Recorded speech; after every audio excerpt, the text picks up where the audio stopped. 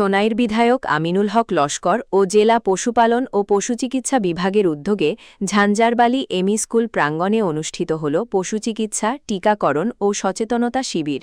রবিবার সকাল ৮টা থেকে এই শিবির শুরু হয়। এতে সংশ্লিষ্ট বিভাগের চিকিৎসক ও কর্মীরা পশুচিকিৎসা সেবা প্রদান করে ঔষধপত্র বিতরণ করেন।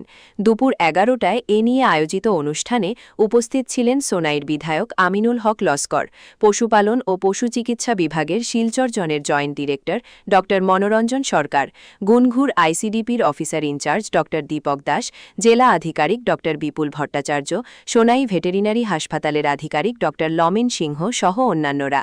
এই শিবিরের আয়োজনের ব্যবস্থা করে দেওয়ার জন্য সোনাইর বিধায়ক এবং পশুপালন ও পশুচিকিৎসা বিভাগের কর্মকর্তাদের আন্তরিক কৃতজ্ঞতা জানান স্থানীয়রা।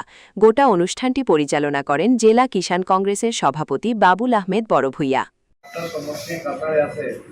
যদি দেখেন যে প্রথম সময় কৃষি জমিও বেশি, কৃষি প্রধান এলাকা, কৃষকও বেশি এবং পশুধনও বেশি। এখানে একটা পশু চিকিৎসা শিবির করা খুবই প্রয়োজন।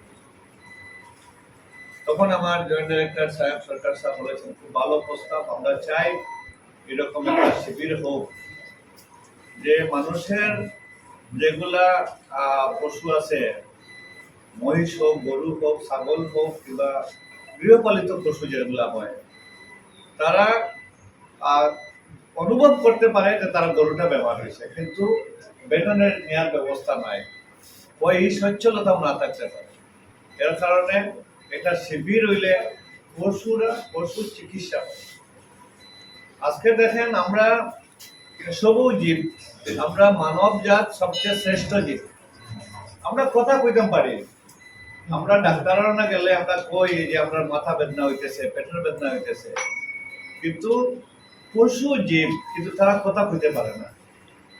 তারার বেমারগুলা আমার ডাক্তাররা অনুভব করিয়া মেডিসিন দেয়, যে তার যে পশুর তার দেখে অনুভব করতে পারে যে পশুর এই রোগ আছে, আর এটার পরে পশু ভালোও হয়।